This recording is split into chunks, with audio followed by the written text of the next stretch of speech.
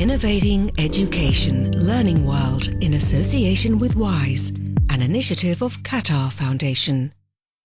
Tackling child labor remains one of the greatest challenges facing both the developing and developed worlds. It's estimated some 200 million children are involved in work worldwide, many in dangerous conditions. It's not only exploitative, but also deprives kids of their basic right to education. In the gold mines of Kéniéba in Mali, children are an integral part of the workforce, washing the precious metal as generations before them have. But under the Tackle project, these kids can learn to read and write and dream of a brighter future.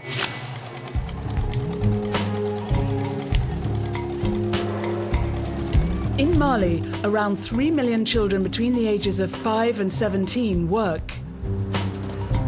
In this village, for example, gold washing is traditionally done by children. He comes here with me to carry earth and help earn enough to support the family. He used to go to school, but since his father got ill, he's been coming here to help me in the mine. I don't know if he'll ever go back to school. Obviously, working children don't go to school. The Tackle project aims to combat child labour through education. We really want to take action at that mine because there are quite a lot of children working there who have no protection.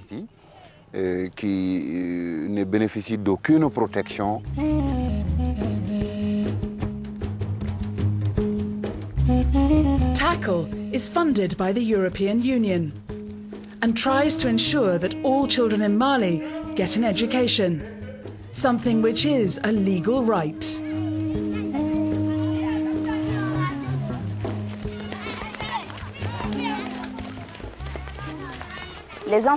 Children from 5 to 17 years old work at all the jobs in the mine. Effectuent pratiquement toutes les activités liées à l'extraction minière. Et il se trouve qu'il y a certains enfants. Some children are even using dangerous chemicals, like mercury, in their work. Dans cette activité-là. Here in this village, 20 kilometers away, things are beginning to change. 2 years ago, over half the 5 to 9-year-olds here worked in the mine. But now, life is improving. Before, I used to work in the mines, but now I come to school instead, and I don't go to the mines anymore. My parents don't make me work in the fields anymore, or do heavy work in the house either.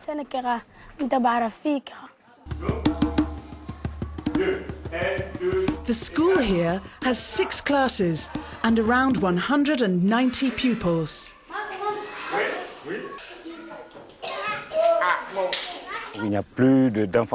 There aren't any children working in the mines anymore. All of them are learning. Even at playtime, some of them are studying. Others play football or other games at playtime.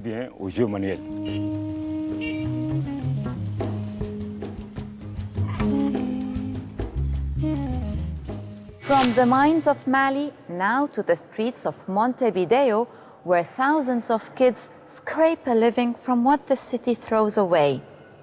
Known as carritos, they spend their days collecting, transforming, and selling their recycled wares by the roadside. It's dirty and dangerous work, but thanks to the efforts of one NGO, they're getting a chance to experience school as other kids do.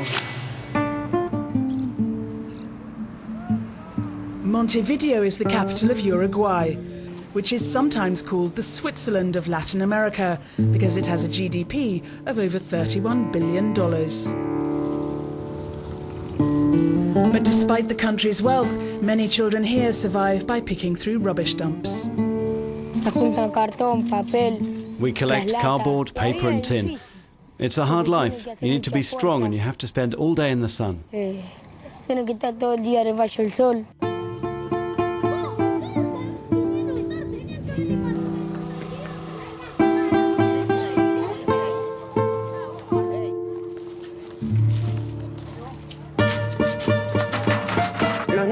The children ought to be in school rather than sorting rubbish, but their parents are unemployed. If you work in a hospital or in a cleaning business, you get paid nearly nothing. But some children find an alternative to sorting rubbish. With a little help, their lives can change.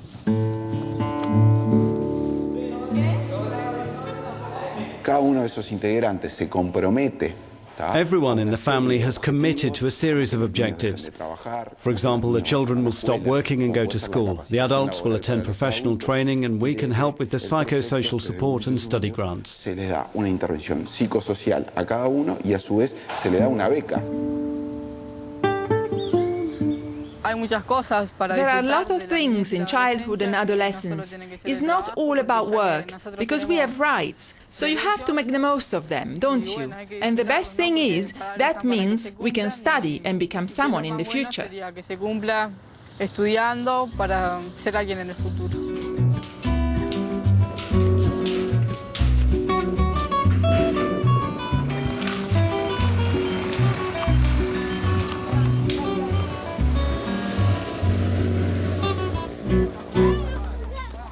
But the workplace doesn't have to be a harmful environment for kids. In certain controlled circumstances, it can be a positive, enriching experience, giving them valuable lessons for later life. That's the philosophy of the Kid Tree School in China, as we find out in this report. Here, the children don't work from necessity, but because it's fun and they want to. Here, they believe that working prepares children for life in the workplace. When they arrive here, first they must apply for a loan from the bank. Then they can buy a tent to live in, a meal to eat, and some medical insurance, leaving some over to save.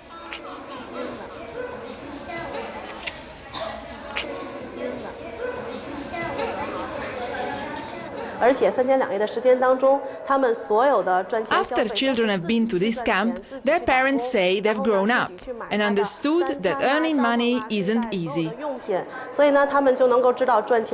It helps them grow mentally.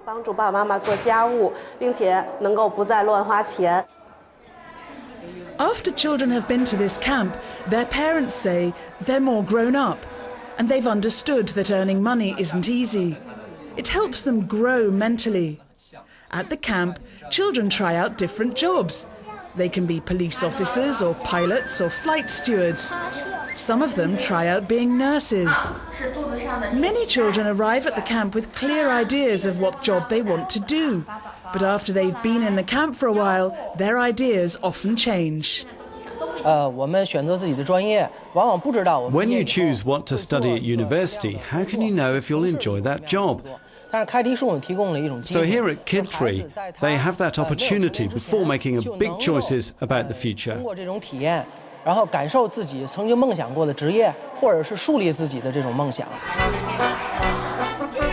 At Kid Tree, there are plenty of surprises for everyone.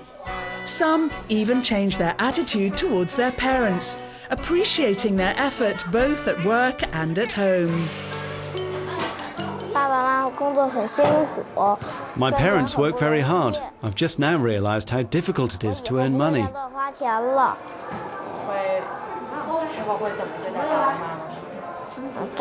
So I want to work hard like them.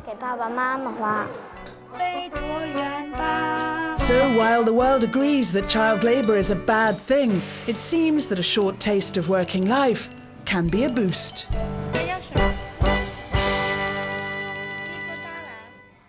The international community has set itself a deadline of 2016 to eliminate child labour in the world. A lot of steps have been taken towards achieving that goal, but there is still a long way to go. Well, that's it for now. We will be back next week. Goodbye. Learning World in association with WISE, an initiative of Qatar Foundation.